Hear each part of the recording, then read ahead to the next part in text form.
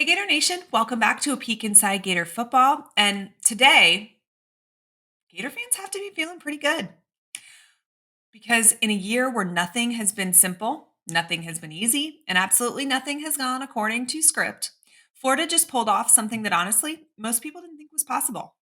The Gators kept their 2026 recruiting class together. Let's call it what it is. Florida went almost 2 months without a head coach. Rival programs were circling like sharks. Kids were taking calls every day from coaches asking, "Are you sure you really want to commit to Florida?" They don't even know who their head coach is going to be. And yet, as the dust settles, this class basically stays intact. John Sumrall walked into Gainesville and immediately brought some stability, purpose, and energy to a program that desperately needed all three.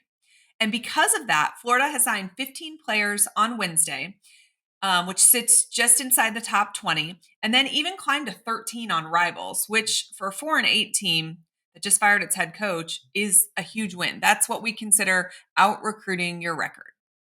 And now we're going to break it all down, every signee, every surprise, every storyline, and what it means for the future of the program.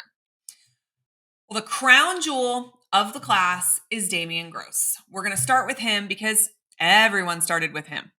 4-star wide receiver Damian Gross is the crown jewel of the class. The one Florida absolutely could not afford to lose. Oklahoma pushed hard, like very, very hard. Tuesday night, a little shaky. People around the program were nervous. But on Wednesday morning, John Sumrall and his staff closed the deal. Gross is a Percy Harvin prototype, a true offensive weapon.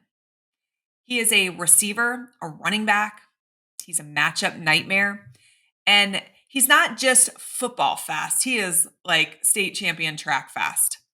A 20.52 in the 200 meters at the Texas 5A state championships. That is elite long speed. And it's something that Florida needs.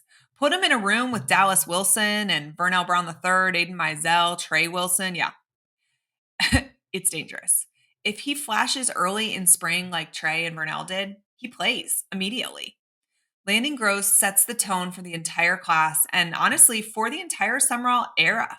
Florida has done really well with wide receivers this class. They've brought in 3 4-star wideouts, and that alone is massive.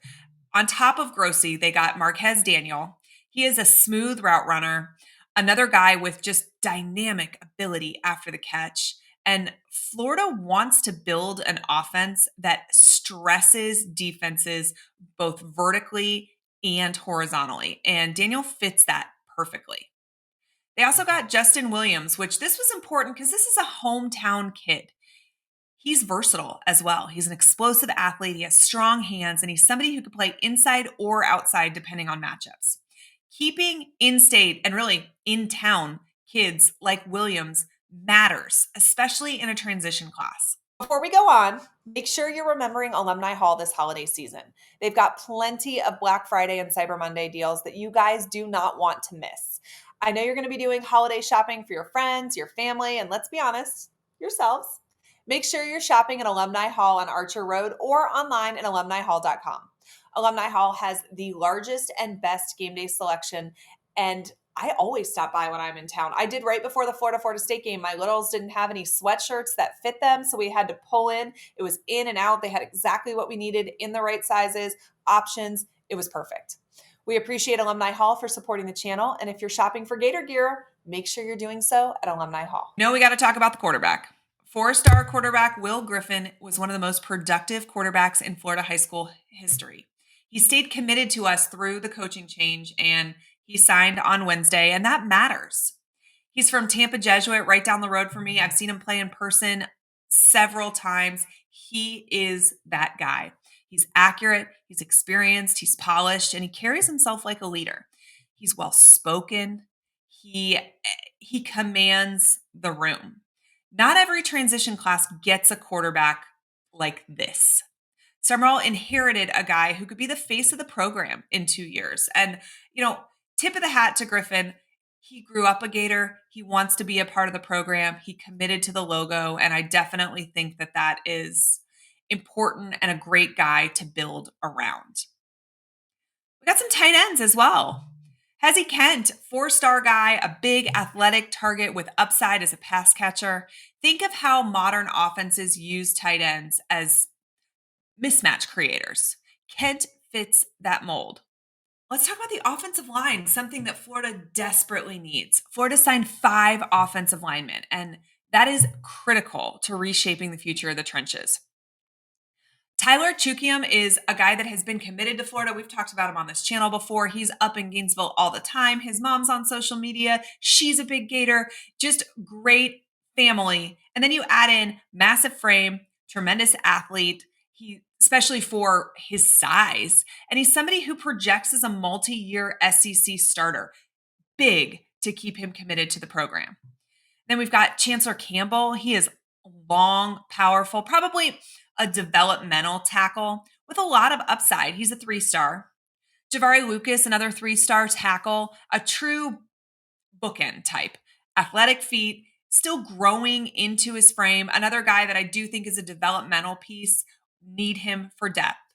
Desmond Green, physical interior presence, plays with pop, uses his leverage well. Got Carr in there as well, another interior lineman who brings versatility and toughness. If Florida wants the offense to take a step forward in the next 2 years, these guys have to be good. This group is a step in the right direction. Now let's talk about the defensive line. This is really Sumrall's foundation. This is where his identity is going to really show up. He hung on to KJ Ford. That's a huge win. 4-star edge guy was a little touch and go there the last few hours before signing day. Weren't sure if we were going to get him or not, but he got back in the fold. He's long, athletic, disruptive, somebody who can get after the quarterback and set the edge. Jay Ryan McCoy, 4-star defensive lineman, another massive signing. Florida needs defensive line talent badly. And McCoy has traits that you want to build around. Getting both Ford and McCoy on Wednesday morning was a huge statement. And then you've got Kendall Gerville, 4-star defensive tackle. He is a true interior anchor. Quick first step, strong hands, and fills a need that is just, it's there right now. It is immediate fix for Florida. These 3 really form kind of the nucleus of what Sumrall and Brad White want to build at UF. And that's a defense that wins at the line of scrimmage again. Talk about the linebackers a little bit. Malik Morris, 4-star linebacker. He's instinctive, he's rangy, he's physical. Florida desperately needs linebacker depth, and Morris is a high upside piece. CJ Brana is a 4-star cornerback. We'll talk about the secondary as well. He's physical, he's competitive, he's an outside corner that has really good length. He fits well in the SEC. He's fast, he's aggressive, he's fearless. And then let's talk about CJ Hester. He signed the day after signing day, 4-star cornerback. He's one of the final pieces. He has a really long 6'5" wingspan. He's a top 250 player, a strong tackler. He's got the ball skills that you want in a modern corner. We held off Iowa, Georgia, Syracuse, Auburn, Miami. There's probably others that jumped in there that we don't even know about. This was an impressive pickup. And then Caden Hall is expected to sign today. This is a 4-star safety. It's his birthday Friday, which is why I didn't do the signing on Wednesday. He wanted to get it done today on his special day. Should be official soon. He's a long-range safety who adds needed depth. And then we got a little surprise in Dylan Purter, a 4-star DB that flipped from LSU.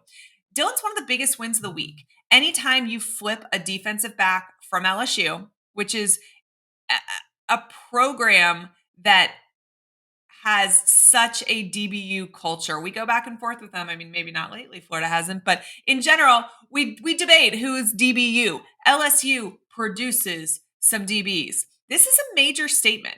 Florida's secondary talent just got significantly better. So what's the overarching big picture, right? This is the theme of this entire episode right here. Sumrall held the class together. When Napier was fired in October, Florida had 19 commits. People guessed that maybe half would stay. Instead, 15 signed Wednesday, 1 signed Thursday, We flipped somebody Thursday, and another is expected to sign today. Only one player, running back Carson Baker, decommitted. That is almost unheard of during a coaching change, especially after a 4-8 season. Sumrall walked into chaos and built trust quickly. He re-recruited every single kid in that class. He connected with families. He kept the lines of communication open, and he showed recruits exactly what the future of Florida football will look like. So, is this class perfect? No. Florida still needs more depth at defensive line. They need a running back, another linebacker, maybe another safety. But the foundation, finally solid. And after the last few years, I feel like that's progress alone. And I really think you've got to tip your hat to the staff that stayed after Napier was fired, because those guys really kept these relationships intact until we had a head coach in place. 2 months is a long time to go without a head coach. And you go those 2 months, and then when you finally get one, you got 48 hours to convince your class to stay. And I really do think a lot of these guys hanging with this class, sticking with this coaching staff, has to do with a few key men in that building that worked hard to retain them. And so I think Summerall gets a huge tip of the hat, but I think the guys that stayed back do as well. It's impressive. This isn't a class that wins you a national championship, though. I will be fully honest with that.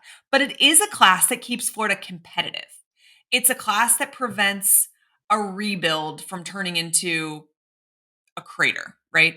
It's the class that gives John Sumrall a fighting chance to reshape the roster the right way. We all know Florida has to elevate its recruiting profile. They need more 4 and 5-star guys. They need more elite difference makers. They need to recruit like Ohio State, Alabama, Georgia, and Florida of the Urban Meyer era. But today is a win. This staff proved that they can close. They proved that they can hold kids together. They proved that they can flip talent from rivals. And they proved that they're ready to fight on the trail, even when the odds aren't necessarily on their side. The 2026 class is intact. The Gators have momentum. And for the first time in a while, the direction feels encouraging. All right, guys, thanks for tuning in. We'll have more content coming your way real soon. Make sure you're subscribed to the channel so you get all the notifications. As always, go Gators. Appreciate Sleeper for their support. There are a ton of more or less picks you can find on their app for the NFL games this week, and then the conference championship games this weekend. Make sure you use my code PEEK, that's PEEK, on the Sleeper app. Check their terms of service for more details, because terms and conditions do apply. As always, we appreciate Sleeper for their support.